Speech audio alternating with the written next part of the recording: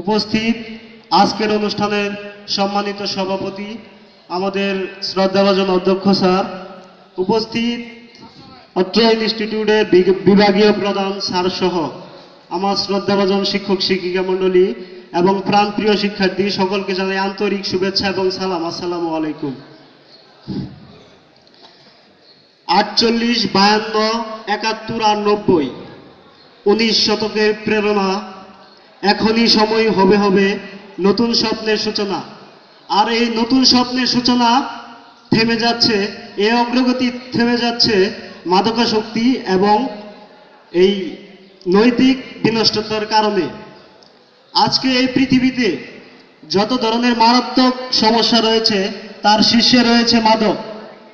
আর এই মাদকের কারণে দেশের এবং আন্তর্জাতিক অঙ্গনে সকল ধরনের অপরাধ হচ্ছে।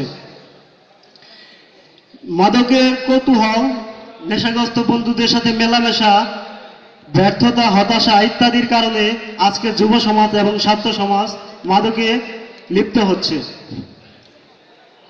আজকে যারা ভবিষ্যতে কর্ণধার এবং যারা ভবিষ্যতের দায়িত্ব নেবে, যারা বৃদ্ধ বাবা মার ভরণ পোষণের দায়িত্ব নেবে, তারা আজ ধূমপানের কারণে, মাদকতার কারণে তারা রাস্তায় ধুকে ধুকে মরছে, দেশে জঞ্জাল তৈরি হচ্ছে, তারা উদ্ভ্রান্তের মতো রাস্তা ঘোরাফেরা করছে এবং তাদের কারণে এদেশের যে অগ্রগতি হচ্ছে, দেশে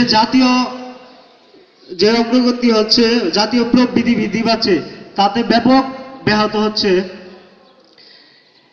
অপরাধ প্রবণতা বাড়ছে এই মাদকতার কারণে। তার কারণ হলো, আমরা যখন একটা বীজ রোপণ করি মাটিতে, তখন পানি দেই এবং সূর্যের আলো পাই, যার ফলে একদিন সেটি বৃক্ষে পরিণত হয়। তেমনি মাদকের মাধ্যমে আস্তে আস্তে সেটি একটি ভয়ানক অপরাধ প্রবণতা সৃষ্টি দেয় এবং এর কারণে আমরা দেশের অলিতে গলিতে সুপ্ত প্রতিভার অধিকারী রয়েছে যারা, তাদের আমরা সুযোগ করে দিতে পারছি না। যারা আজকের তারুণ্যের যে তাদের সুপ্ত জ্ঞান আছে, তাদের যে চেতনা আছে, আমরা এই বিশৃঙ্খল পরিবেশের কারণে আমরা তাদের অগ্রগতিতে সাহায্য করতে পারছি না। একটি বাস্তব কাহিনী মনে পড়ে যায়। আমারই বন্ধু প্রত্যয়, সে খুব প্রাণচঞ্চল ছিল এবং খুব হাসিমুখী ছিল, কিন্তু সে এখন মনমরা থাকে এবং সে আমাকে বলেছে যে আমি যখন ঘুমের ওষুধ খেয়ে ঘুমাই তখন আমার খুবই শান্তি লাগে। এবং সে মাদকাসক্ত হওয়ার কারণ হচ্ছে তার পিতামাতার বিবাহ বিচ্ছেদ। এবং সে এও বলেছে, আমি যখন মাদকাসক্ত হয়ে দেওয়ালে আঘাত করি তখন দেওয়াল দুলে, কিন্তু আমার হাত দুলে না। এ থেকে বোঝা যায় আমরা যেটা পরিবারের কাছ থেকে ভালোবাসা পাওয়ার কথা ছিল, সেই ভালোবাসাটা পেয়েছে সে মাদকের কাছ থেকে। আজকে দেশের যে পিতামাতার ঘামঝরা পরিশ্রমে টাকায় লেখাপড়া শেষ করে যখন চাকরি পাচ্ছে না, তার হতাশা এবং তার স্বপ্নকে কবর দিতে হচ্ছে, এ সময় সেই যুবকটি মাদকাসক্তে আচ্ছন্ন হচ্ছে। এদেশে বিভিন্ন কারণে মাদকাসক্ত আচ্ছন্ন হচ্ছে। তবে মাদকাসক্ত চেয়ে এদেশে যে মাদকাসক্ত হওয়ার যে বিভিন্ন সোর্সগুলো রয়েছে, এগুলো আগে বন্ধ করতে হবে। দুইটি উপায়ে এই মাদকাসক্ত বন্ধ করা যাবে। একটা হচ্ছে ধর্মীয় চেতনা, আরেকটি হচ্ছে প্রশাসনিক সোচ্চার।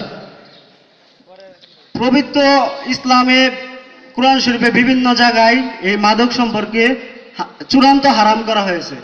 যেমন সূরা বাকারা, সূরা মায়েদা এবং সূরা নিসায় এটি চূড়ান্ত হারাম করা হয়েছে। আমাদের মধ্যে যদি ধর্মীয় চেতনা না আসে, তাহলে আমরা কিভাবে এই মাদকাসক্ত থেকে দূরে থাকতে পারবো? মাদক নয়, মৃত্যু নয়। মাদক মুক্ত সমাজ মানে অন্যায় মুক্ত সমাজ। আসুন আমরা সবাই মিলে মাদক মুক্ত সমাজ গড়ি। জাতিসংঘের সেই প্রতিপাদ্য বিষয়টি আমার মনে পড়ে যায়, থিঙ্ক হেলথ নট ড্রাগস। ধন্যবাদ সবাইকে। ধন্যবাদ সম্মানিত